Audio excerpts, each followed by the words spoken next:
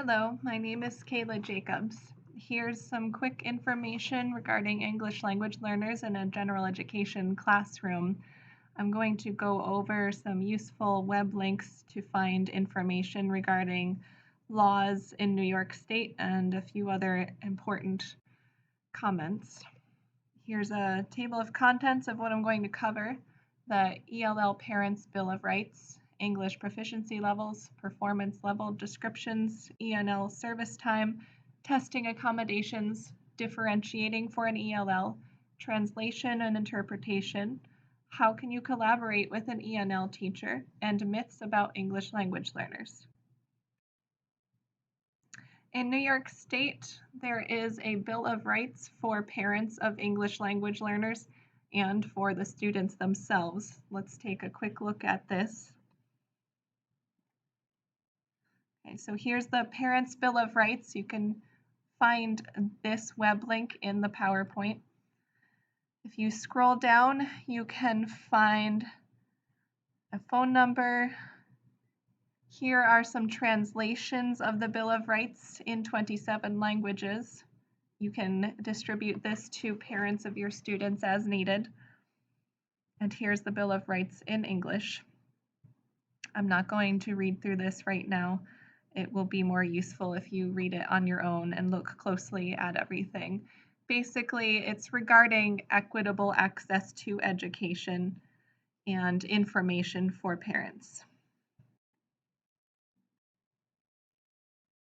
Next, we have English proficiency levels. This graphic is an overview of the way New York State categorizes the different levels of English proficiency. We have entering or beginning up to commanding or proficient. You can find this from this site. This includes parent guides for understanding the test that we use to test English language learners in New York State. If you scroll down this site, you will find this parent guide. It's available in many different languages. And if you open the English one, you will find the graphic that I included here. And I have the web link here in the notes on the PowerPoint slide. Basically, we use this to explain what each English language learner needs at their proficiency level. Here we have performance level descriptions. I included just one image here from the kindergarten writing performance level descriptions. There are many pages to this. I'm going to show you how to find that. And in the notes to this PowerPoint, here's the link to the website. Let's look at that together. These are the performance level descriptions. Scroll down to the PowerPoints, which you can download. There's a separate one for each of the domains: listening, reading, speaking, and writing. And in each one of these, you will find how it differs per grade level. Let's look at just one of them.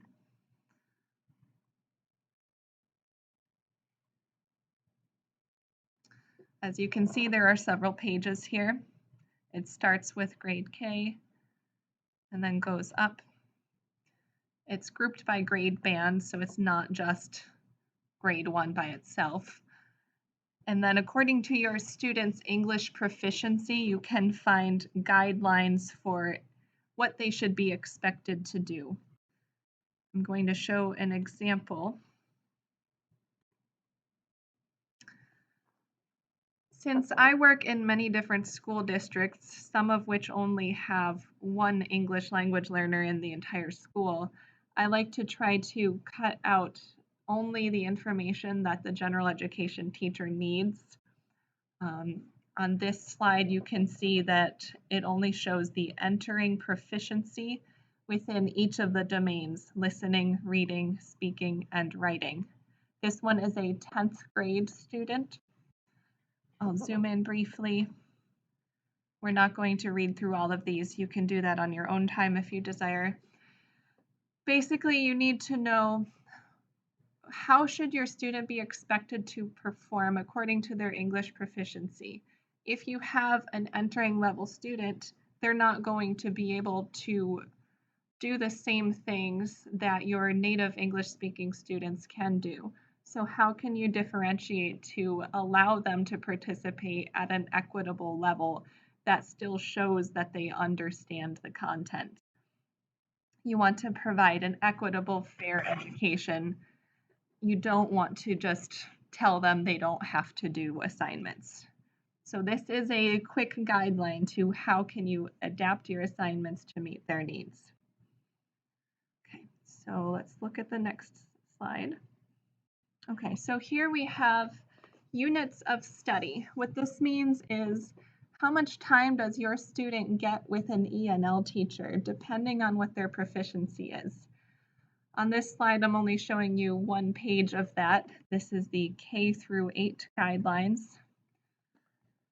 And look at the column that matches your student's proficiency. So let's say you have a transitioning level student who is in 5th grade.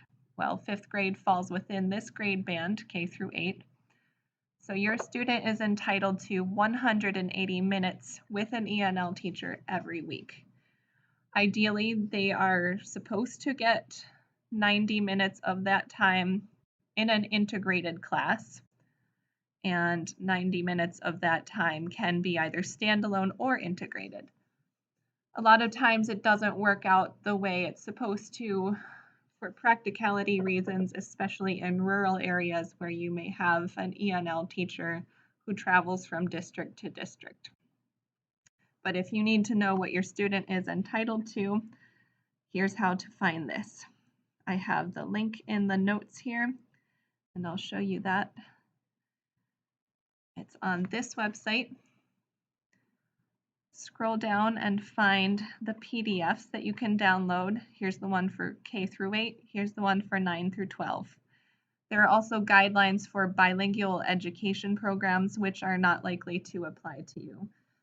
Those are only used in bilingual schools, which are not as common.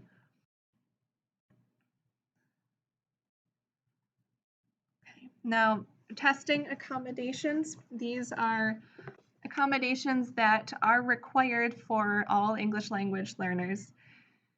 You can find a quick overview at this site, which I'll show in just a minute. But here's a couple of quick points for what you should try to remember when you have an English language learner. Your student is entitled to a time extension, separate testing location, bilingual dictionaries and or glossaries.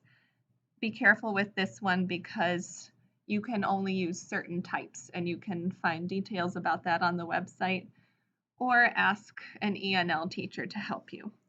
And written translations of exams. That's not always applicable.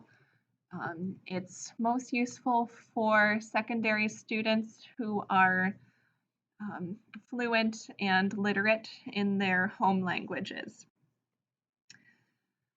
Make sure you offer these opportunities to your students in any testing situation, not just state standardized tests. So let's briefly take a look at this link. So these are the testing accommodations. You can scroll down and find the part that applies to general education. Here, testing accommodations for English language learners. And you can work with your school's ELL teacher and your administrators to find this. Not all of these will be useful to you. Now, differentiating for an ELL. I don't want to spend much time on this because you would work on this through a class like how to work with diverse students, but I put a couple of very brief points in here as a refresher, and the points that I feel are very important if you get thrown in on the deep end. Again, I recommend working with an ELL teacher to understand how to differentiate for an ELL. Translation or interpretation. Federal law requires that schools provide a qualified interpreter or translator in your preferred language for critical interactions with the school district.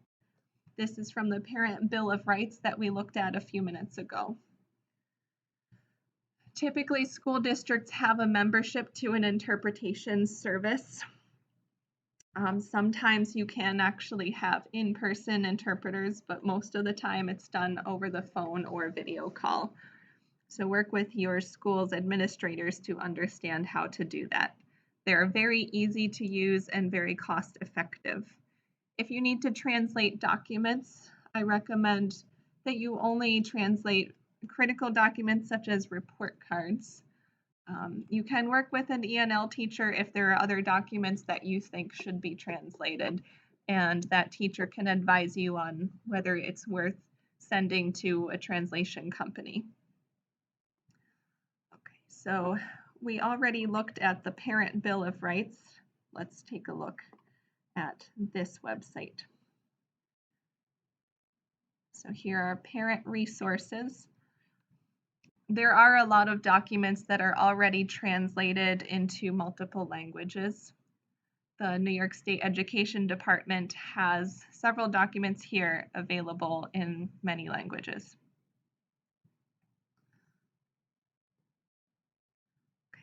So how can you collaborate with an ELL teacher? Here are some suggestions based on my situation as an itinerant teacher in a rural area. You can add an ELL teacher to whatever platform you use to deliver schoolwork, such as Teams, Schoology, or Seesaw.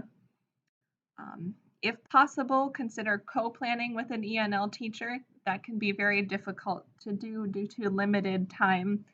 And if your school's ELL teacher is an itinerant teacher like me, it can be very difficult to have time to collaborate. But most of the time, ELL teachers are very flexible and able to collaborate with you, if not in person, through email or phone call.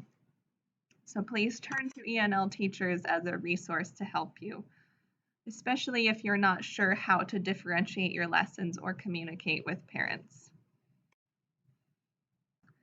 Here are some myths about English language learners. Again, this is something that you should cover in more depth, ideally in one of your undergrad or graduate level courses. But I put in some links here for a couple of quick reminders on things that I think are very important. So let's look at these sites. First, we'll look at this one. It's a quick sheet about debunking myths. Here it is.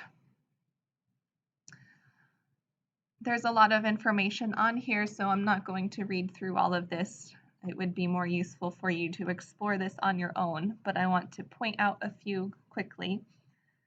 The critical one here is that a lot of people think that English language learners can be successful without English as a new language instruction, but research shows that it's actually very useful to have a foreign language class for immigrants and English language learners. A point here I'm going to discuss again in a minute, but this is about how quickly people learn a new language. And there's a few points here touching on acclimatization to a new language and culture. And I would like you to look more closely at these points in your own time. Basically, try to be understanding of cultural and language differences, and do not discourage students from using their home language in school. There are many reasons for this.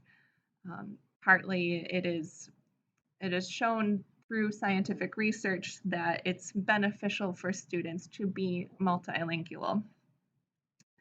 Now, another point here, I put in this link regarding BICS and CALP. Let's look at this briefly. And this is related to this point here. Once ELLs can converse socially in English, they are then capable of succeeding academically. That is a myth. And here, let's look at what are BICS and CALP? Basic interpersonal communication skills, or BICS, is what people use to converse through contextual interactions. So if you notice your English language learner chatting with their friends in school, that is BICS, versus cognitive academic language proficiency, or CALP. This is what your student needs to be successful in their academic life. Research by Collier and Thomas and Jim Cummins shows that it can take at least 7 years to develop CALP. So your English language learner might be able to talk to their friends in only 1 or 2 years of studying English, but they may still struggle academically for many years. Okay, so that is the end of my presentation. Please feel free to contact me, and thank you for your time.